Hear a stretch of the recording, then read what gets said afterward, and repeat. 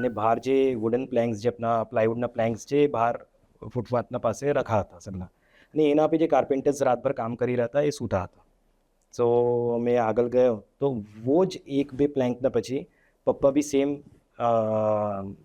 આના पे પ્લાયવુડ पे પપ્પા બી સૂતા હતા. સીએ વિધાઉટ અ ડિગ્રી શું ટ્રાન્સપાયર થયું અને શું કામ?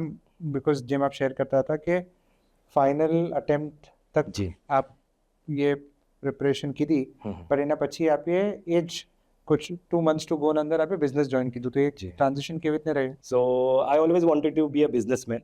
સો જેમ મેં સીએની ક્લાસીસ પછી સ્ટાર્ટ કરી અને બધું ચીજો ફર્સ્ટ એટેમ્પ ક્લિયર થતું ગયું, એનું ઘણું ફાઇન રહ્યું પૂરી જર્ની.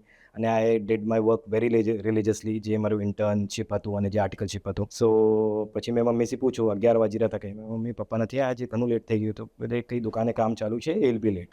બોલો ઓકે. મેં ઉપર ગયો, પછી અમારી સ્ટડીઝ એનાથી બધી હતી. મેં રાતે 2 વાગ્યા પછી આવ્યો, તો મેં મારી ગાડી લઈને પછી મેં દુકાને ગયો.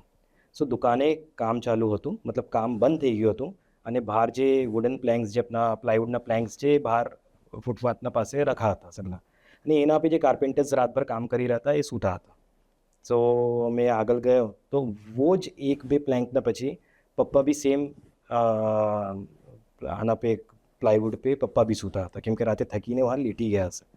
તો આઈ વોઝ શેકન અપ. બટ કેમ કે वो टाइम पे મેં નહોતો, જ્યારે ઘણી જરૂરત હતી દુકાન पे, તો પપ્પાને આ લેવલ पे આવવું પડ્યું. તો પપ્પા જેમ મેં સાથે લઈને ઉઠાઈને સાથે લઈને ગયો, બ્રેકફાસ્ટ पे બેસા. મેં પપ્પાને કીધું, પપ્પા મેં આજથી દુકાને આવી રહ્યો છે.